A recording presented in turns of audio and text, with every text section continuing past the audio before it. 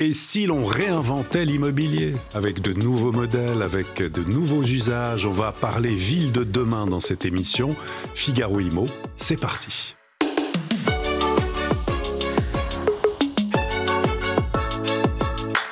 Deux invités dans cette émission qu'on est très heureux de recevoir sur le plateau pour parler de ville de demain. On va rêver, mais on va aussi s'engager dans cette émission. Mecca Brunel, bonjour. Bonjour. Présidente de la Fondation Palladio, qui œuvre pour la ville de demain. Joachim Flieger, bonjour. Bonjour. Délégué général de cette même Fondation Palladio. Alors peut-être en introduction, pour avoir l'état d'esprit de cette émission, j'ai envie de vous demander pourquoi l'immobilier doit-il être réinventé? Mecca. Merci beaucoup pour cette question et merci pour votre invitation. Je crois que nous vivons une époque assez singulière où, après avoir vécu, je me place après-guerre, l'objectif de reconstruction, basique d'ailleurs, il fallait donner toit pour les uns et les autres. Et puis le travail en silo, il a fallu répondre à la tertiarisation de l'économie, à la civilisation de la voiture, etc. Et on a, par silo, répondu au fur et à mesure à différents sujets qui se présentaient à nous. Puis après, on a eu la financiarisation de l'économie, on a eu la mondialisation et nous avons fait de l'immobilier comme si c'était un produit financier comme un autre. Nous vivons une période de changement de paradigme et de transformation profonde à multifactorielle. Et je ne veux pas utiliser des mots savants, mais pour dire que aujourd'hui, nous avons besoin de concevoir la ville comme étant, non pas un ensemble d'immeubles juxtaposés, comme une collection, mais comme étant un ensemble cohérent, comprenant évidemment un toit, quel que soit le toit, pour vivre, pour travailler, pour s'éduquer, pour produire, pour avoir du loisir, pour commercer, et une infrastructure qui permet de lier les gens les uns aux autres. Au fond, il faut qu'on réinvente le village et la place du village. Et en ce sens, les transformations technologiques, démographiques, environnementales et aussi civilisationnelles d'une certaine manière, nous amènent à réfléchir différemment. C'est en cela que la ville doit se réinventer, mais elle a beaucoup d'atouts. Très bien. Joachim, réinventer l'immobilier, réinventer la ville. Réinventer la ville, effectivement, parce que la société a changé et ses composantes ont changé. Le paradigme démographique est considérable, c'est-à-dire qu'on fait moins d'enfants en France, ça a un impact direct sur la manière de loger, d'habiter en ville. Paradoxalement, il y a une explosion du nombre de familles monoparentales, on se sépare plus qu'avant. Les besoins du même coup en termes de logement sont diamétralement nouveaux. L'adaptation au changement climatique est une réalité que nous vivons depuis plusieurs années, avérée, attestée. L'augmentation des chaleurs, de la chaleur en ville, oblige à réimaginer, à inventer des nouvelles manières de faire. À la Fondation Palladio, effectivement, on réunit l'ensemble des acteurs qui sont touchés par la fabrique de la ville, qui sont en fait les artisans de la fabrique de la ville. Ce sont eux qui ont en partie les clés de la solution, mais il faut effectivement toujours revenir à cette idée que la ville est le poumon en fait de la société et de ses évolutions. Ça vaut pour la situation française et des métropoles françaises, ça vaut pour les villes moyennes, ça vaut aussi pour les périphéries, ça vaut aussi pour nos voisins européens qui connaissent en fait des trajectoires similaires. Merci en tout cas pour ces introductions à tous les deux. On y reviendra d'ailleurs, il y a beaucoup d'aspects sur lesquels on va revenir. Mecca, la Fondation Palladio, qu'est-ce que c'est alors, la Fondation Palladio? La Fondation Palladio est née en 2008, au moment de la crise financière mondiale que nous avons connue, sur une idée de Bertrand de Feydeau que je salue, en réunissant l'ensemble des acteurs de l'immobilier de la ville et à l'origine, rendons à César ce qui est à César, les foncières et quelques promoteurs, pour dire nous devons nous intéresser aux jeunes dans leur transformation de demain, à l'innovation à travers des bourses, à nos cadres de second niveau ou des potentiels d'avenir à travers l'Institut. On doit pouvoir s'y intéresser à travers différentes actions, notamment le panorama pour regarder qu'est-ce que cette industrie représente au total, afin de servir l'ensemble de nos mécènes et l'ensemble des acteurs de la ville de façon transversale. Et je dois dire que depuis le début, l'engagement de l'ensemble des acteurs privés, puisqu'on est sous l'égide en plus de la Fondation de France, qui se sont mobilisés pas à pas pour apporter leur réflexion, leur aide, leur soutien à ces actions, ont permis d'accorder beaucoup de bourses, près d'une centaine, plus de 300 alumni à notre institut, des actions, la transformation de notre panorama de l'immobilier de la ville en baromètre, qui parle aussi de l'impact environnemental, social et sociétal, mais également l'Université de la ville de demain, qui est la dernière née, dont l'idée c'était de dire, ça suffit pas de parler de la ville bas carbone pour tous, il faut aussi regarder au niveau des dirigeants de premier plan, au niveau transversal, comment on peut se mobiliser pour introduire, pour exécuter ces transformations dans nos sociétés et agir en ce sens. Éclairer, agir et transformer. Transformer, et ça a été depuis le départ cette mobilisation qui quelque part montre que la société elle-même peut avoir la capacité de mouvement de cette nature, et c'est très encourageant. Alors justement, ce qui est encourageant aussi, ce sont les actions, des actions collectives d'intérêt général qui vont être présentées. L'Université de la ville de demain, là aussi, qu'est-ce que c'est ? Alors l'Université de la ville de demain était donc créée pour se retrouver, donc les acteurs du public, des entreprises privées et des associations, des ONG, j'en sais rien, des penseurs, etc., pour réfléchir ensemble comment on peut créer la ville bas carbone pour tous. D'ailleurs, dès la première édition de notre sommet, c'est notre 5e édition cette année, en 2021, nous avons signé une charte de l'Université de la ville de demain de la méthodologie de travail en commun, de ce travail transversal, de cet engagement.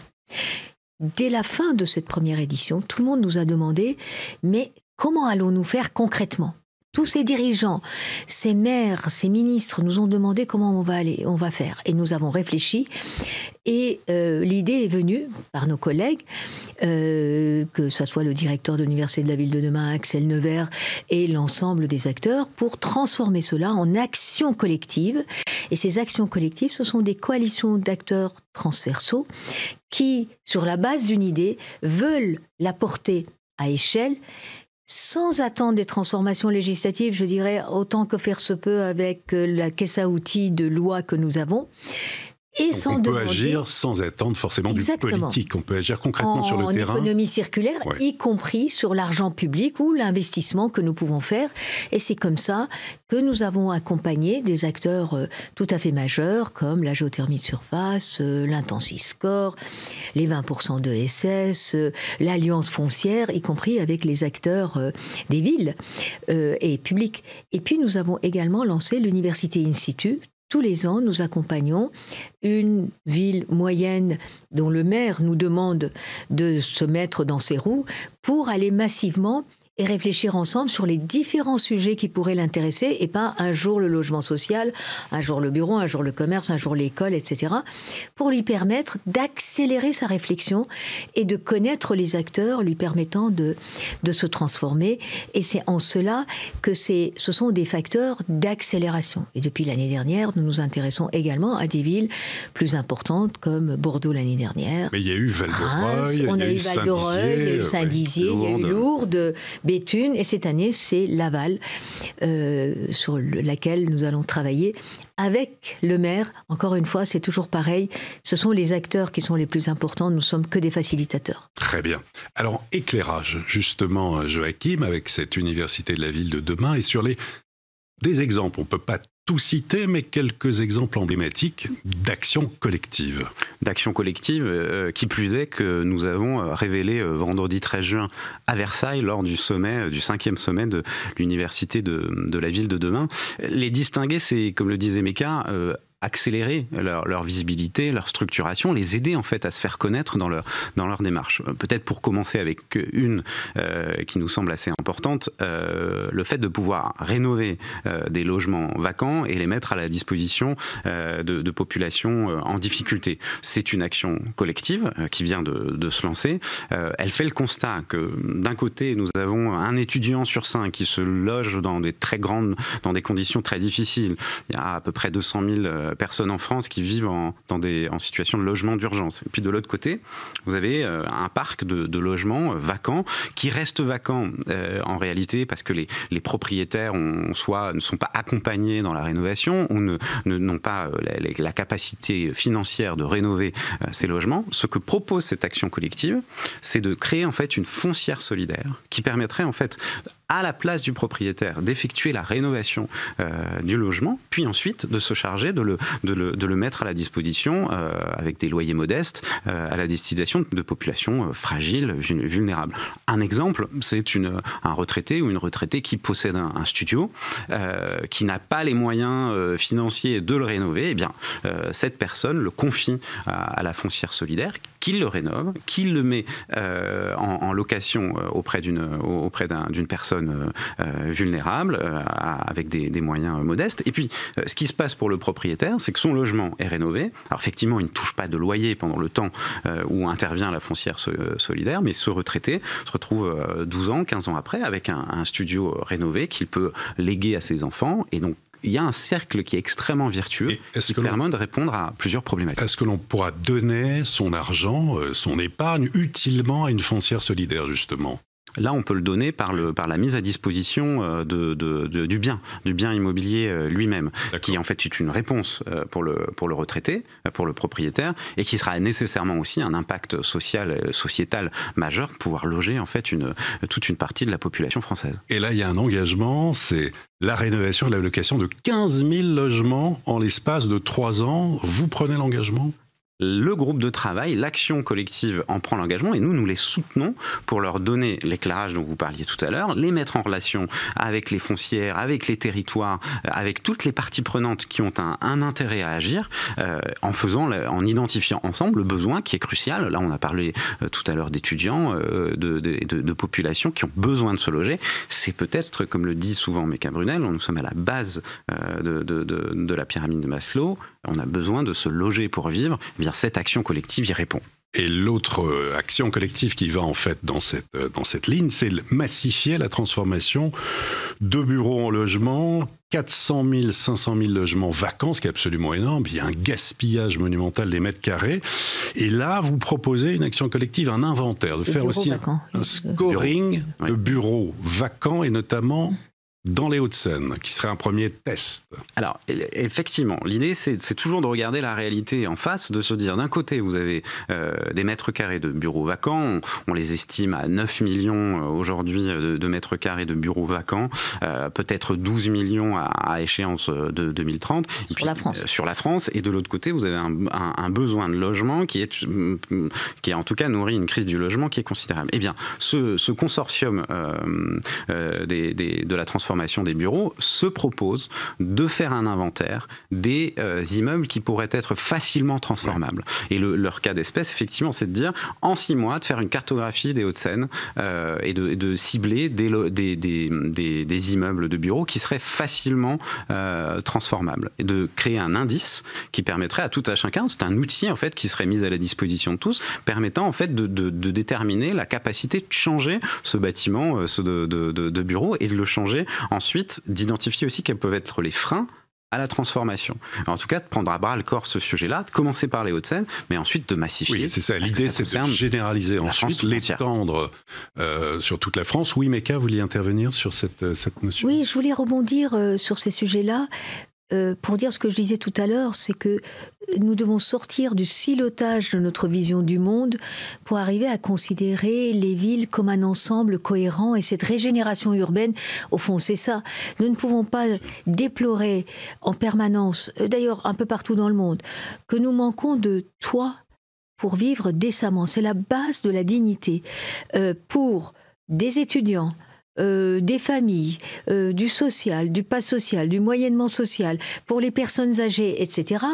Et garder aussi des locaux vacants qui doivent être adaptés, ne pas transformer des locaux en des locaux de production, ne pas utiliser l'intelligence artificielle et la technologie, ne pas se poser la question de l'amélioration environnementale de tout ça. Tout ce qui est fait par les acteurs, franchement, les acteurs du secteur font énormément en matière d'environnement. Mais là, il est temps de passer à échelle et nous avons la capacité dans un mouvement collectif, et c'est le cas de le faire. C'est pour ça que le nom Action Collective, et je salue Axel Nevers et les équipes d'Évidence qui l'ont trouvé, eh bien prend toute sa saveur, toute sa valeur, tout son poids et toute son importance. Même si on sent qu'il y a un contexte, quand même un recul, notamment sur tout ce qui est environnemental, écologie, on voit le recul sur le ZAN, on voit le recul sur les ZFE, on voit la rénovation énergétique qui a des problèmes, des promoteurs immobiliers aussi qui réclament l'allègement des normes. On est dans un contexte économique aussi qui n'est pas simple. Ce n'est pas, si je puis me permettre, vu de ma fenêtre, oui. Je ne pense pas que les gens disent on a envie de construire non écologique, non confortable. Oui. Ça ne marche pas. D'abord, personne ne le fait. Donc soyons quand même, je veux dire, il y a peut-être, mais c'est tellement, n'en parlons pas. Les professionnels ne le font pas, sont très très engagés. L'idée c'est de dire que accumuler en permanence des règles et des normes et les changer tout le temps, pour des acteurs, nous sommes dans le temps long. Entre l'instant, vous savez, il y a encore 30 ans, alors vous étiez tous très jeunes, pour obtenir un permis, il fallait un permis de logement entre 9 et 1 an. 9 mois et 1 an. Là, on est à 3 ans. Même moins. Plus que ça, même mais plus sur que ça, dans les grosses opérations, n'en parlons même pas. On arrive à 7 ans, oui, bien sûr. Et donc, tout ce temps-là, on ne peut pas en permanence changer de règles. La permanence des règles et amener les gens à travailler ensemble, c'est un premier point. Le deuxième point que les professionnels demandent, soyons, vous savez, c'était une pub de Sony quand j'étais jeune qui disait « Think global, act local ». Ayons des objectifs, mais adaptons-les au terrain, au cas par cas, localement. Nous ne pouvons pas avoir des règles punitif, centralisé. Je sais bien que la France est très centralisée, et moi qui suis une Française d'adoption, je l'accepte volontiers, mais nous ne pouvons pas avoir ça et ne pas tenir compte des spécificités des territoires et surtout de ce que les acteurs des territoires, les acteurs du terrain peuvent apporter comme innovation, comme réflexion, comme travail pour réfléchir ensemble. Je vous assure, les exemples sont très importants. Vous trouverez la liste de tous les acteurs qui ont travaillé sur nos publications et on est très très honorés et très heureux de leur engagement de cette manière-là. Donc c'est en ce sens-là, ce n'est pas un recul pour le recul, c'est de retrouver le bon sens. C'est que quand on accumule tout un tas de choses en même temps, pardon, je ne voulais pas faire, mais ça marche pas toujours. Et puis en finir avec le gaspillage des mètres carrés. Et puis en finir avec le gaspillage. Parfois, regardez, l'économie circulaire. Avec les règles et les normes qu'on a, on ne peut pas utiliser tous les matériaux tout le temps, ne serait-ce que parce qu'on ne peut pas assurer, parce que les règles ne le permettent pas, qu'il faut des ATEX, qu'il faut ceci, qu'il faut cela. Et en même temps, on dit qu'il ne faut pas gaspiller, il faut réutiliser les matériaux. Eh bien, faisons confiance à des choses qui existent, le droit à l'expérimentation, le droit à regarder comment les choses se passent. Ça a été fait, par exemple, sur les permis, sur les Jeux Olympiques. On a vu qu'on a pu construire dans un délai. Eh bien, regardons comment on peut être au service de la population. On ne peut pas régler les problèmes urbains qui ne sont pas simplement des problèmes de l'immobilier. L'immobilier est au service de tous les autres. Mais on ne peut pas régler ces problèmes-là uniquement en parlant de logement d'urgence et en se désolant qu'il y ait des gens qui dorment dans la rue. La dignité avant tout. Et je vous assure, Moi qui suis immigrée d'origine, je trouve que la dignité pour tous est quelque chose d'important parce que ça permet de faire partie d'un récit national. Très bien. Et j'ajouterais peut-être, Olivier, sur l'impact environnemental dont vous parliez tout à l'heure. Comme vous le savez, on mène depuis 9 ans un panorama de la ville et de l'industrie de la ville avec EY. La Fondation Palladio l'avait créé il y a 9 ans. Pour l'édition de cette année, on a continué le travail d'approfondissement sur l'impact environnemental, social et sociétal, mais sur l'impact environnemental, c'est quand même éclairant de voir qu'en 2025, dans les 500 entretiens qu'on a pu mener avec des dirigeants, l'engagement de stratégie bas carbone est une conviction profonde des dirigeants. Et c'est le sens de l'histoire. C'est le sens de l'histoire. Sur le développement justement de la nature en ville. Ça aussi, c'était une action, un engagement. Ça, c'est un engagement de cette année avec une action collective qui est magnifique, qui, justement, c'est habiter la ville et habiter la nature en ville. Le constat, c'est de dire, quand on parle de nature en ville, c'est de se dire, bon, ce sont d'abord les parcs municipaux, ce sont les trottoirs qui sont végétalisés, mais en réalité, vous êtes toute une autre part de la ville, c'est la nature et c'est le foncier privé. Donc cette action collective se propose de travailler sur des coopérations beaucoup plus fortes entre le public et le privé à l'endroit, la naturation de la ville. Et l'idée, c'est d'abord de partir d'une cartographie. Ils l'ont fait pour la ville de Lyon, c'est de pouvoir dire que vous avez 60% de la nature en ville, dans la ville de Lyon, qui est sur une emprise privée. Donc si on veut densifier, si on veut donner accès à des espaces verts, parce qu'on le sait, un espace vert, mais ça peut aller jusqu'à 4 degrés de moins en cas de forte chaleur pour les populations qui vivent à proximité. On peut parler aussi des cours d'école qui sont accessibles, végétalisés, et qui peuvent devenir en fait des lieux de sociabilité, des lieux où on puisse retrouver aussi des îlots de fraîcheur pendant les périodes de canicule. Et en dehors des heures de classe. Et en dehors des heures de classe. Accessible. Et en tout cas, se dire que là, on a un levier qui est considérable, mais pour cela, il faut pouvoir cartographier. Donc l'action collective se donne un objectif très clair, se donner 1 an pour cartographier 50 métropoles françaises. Recenser les initiatives. Recenser les initiatives, montrer là où il y a des points de jonction entre les jardins, les espaces publics, et puis la nature sur du foncier privé, pour essayer d'innover en la matière. L'idée est magnifique, permettant de se cartographier, mais surtout ensuite de passer à l'action, et donc d'embarquer toutes les parties prenantes vers plus de nature en ville. Autre action collective dont vous souhaiteriez parler, Mecca, Joachim ? Moi, je voudrais surtout mettre l'accent sur le fait que pour la première fois cette année, après avoir expérimenté 3 années de suite, nous avons lancé un process pour ces actions collectives sous la houlette de l'Université de la Ville de demain avec le directeur Axel Nevers et Amélie Lafosse qui travaille avec lui pour créer un process de présentation, un appel à candidature, au fond que ceux qui sont porteurs nous apportent des sujets. Et je voudrais saluer toutes ces actions qui n'ont pas... parce qu'il y a un jury qui s'est réuni, co-présidé par Emmanuelle Cos et Emmanuelle Cos qui fait partie. Et absolument, qui est vice-présidente de la Fondation Palladio, que je salue également, et qui, à ce titre, est en charge de l'Université de la Ville de demain. Avec Emmanuelle Cos et François de Mazières, le maire de Versailles, avec un jury très très très divers et varié, dont vous trouverez tous les noms que je vais mal citer de tête, mais de nos mécènes comme l'ancienne ministre Elisabeth Moreno, Alain Resplandy, Bernard, Christine Lecomte, je vais les citer finalement, Nicolas Joly, Fadia Karam, etc., Clémence Péchu, pour distinguer quelques-unes parmi les 36 dossiers qu'on a reçus.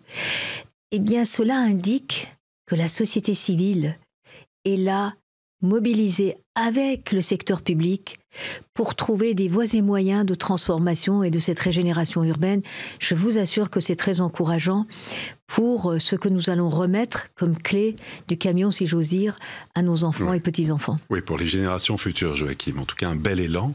Oui. Et puis pour effectivement, la place des enfants, la place des jeunes, nous disions tout à l'heure, la place aussi des personnes en situation de handicap dans la société, dans la ville que nous sommes en train de construire.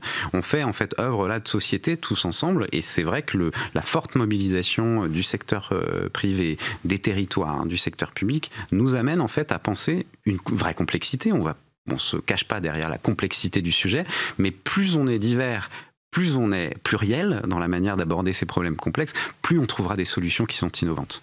Produire donc des logements qui soient écologiquement, on va dire, responsable, socialement inclusif, économiquement abordable, c'est possible? En tout cas, c'est ce vers quoi on travaille. Il n'y a pas de baguette magique, mais ne pas le faire, c'est une erreur, pour ne pas dire autre chose, et nous sommes tous mobilisés pour ça. Ce n'est pas simplement le fait de faire vivre une industrie, ce qui est important, hein, plus de 10% du PIB, plus de 2,5 millions d'employés, mais c'est surtout faire vivre une société. Parce que la société, c'est ça. Nous sommes ici dans un studio, il nous faut un toit pour pouvoir avoir l'honneur d'être dans une émission avec vous. Donc c'est vraiment la base de la société, et c'est en cela que c'est important. Ce n'est pas juste en disant 2 plus 2 égale 4 qu'on va y arriver. C'est en trouvant des tas de solutions, y compris des solutions technologiques, y compris des solutions innovantes en matière de financement. Il y a une action collective sur laquelle comment vous pouvez en financer parler. tout ça. Oui, alors. L'idée, c'est de dire, au fond, les Français épargnent beaucoup. Plus de 18% de la richesse nationale est en épargne des Français. Dont 7% d'épargne libre, qui est investie, j'en sais rien, sur des fonds euros, des actions américaines, la dette de je ne sais plus quel pays. Eh bien, on peut peut-être flécher cette épargne, comme ça a été fait après-guerre. Hein. Vous savez, les S2I qui ont été créés pour reconstruire le pays, c'était dans cette idée-là de refléchage de l'épargne pour retrouver la capacité de faire de la régénération urbaine et de créer des quartiers mixtes, non pas simplement rénover un immeuble, mais des quartiers mixtes et donnant des services, des capacités de faire. Ça représenterait, vu les montants qui sont très importants, à peu près 25 milliards d'euros qu'on pourrait répartir, et puis d'autres investisseurs pourront venir. Plus solidaire, en tout cas pour la régénération urbaine, pour la régénération du patrimoine. Exactement. En fait. Vous savez, le Pinel, à la fin, rapportait 2% les jours pairs. Dispositif d'investissement locatif, oui. Exactement. Et ça coûtait 4 milliards à l'État. Peut-être que de cette manière-là, on pourrait être aussi en économie circulaire, autour des rémunérations, et puis il y aura d'autres investisseurs qui viendront investir dans les immeubles différemment. Donc vous lancez cette idée, en fait, c'est un appel aussi. C'est une action collective qui est lancée, pas simplement par nous, mais par également, qui a été présentée et qui a été présentée également à la salle comme une action collective pour aussi porter à échelle et massifier cette idée-là. Et puis donner du sens à son épargne. Et puis c'est un acte citoyen aussi. Et puis ça se voit. C'est visible, c'est dans les territoires. L'idée, c'est de pouvoir aussi l'expérimenter. Et ça passe certainement par des actions dans la métropole du Grand Paris, dans d'autres métropoles françaises, mais de montrer que cette épargne qui serait orientée vers ces projets de régénération urbaine ont des traductions très concrètes sur la vie des gens et sur peut-être aussi le lien social. Et je trouve en plus que c'est visible, puisque quand on est dans nos métiers, c'est visible, y compris l'infrastructure, hein, parce que, attention, quand on fait de la régénération urbaine, il faut des voies, il faut apporter l'eau, l'électricité, etc., l'assainissement, tout ce qu'on veut. Donc, ça permettrait aussi de peut-être organiser des visites de chantier. Après-guerre, les S2I, c'était exactement ça. Peut-être, de temps en temps, on peut s'inspirer des idées qui ont marché il y a longtemps. Eh bien, merci à tous les deux, en tout cas, pour votre éclairage. Merci pour la Fondation Palladio, tous les deux, l'Université de la Ville de demain. Longue vie à cette Université de la Ville de demain. Mecca Brunel, merci beaucoup. Merci à vous. Joachim Flieger, merci infiniment. Merci pour cette interview. Et à très bientôt pour une prochaine émission de Figaro Immo.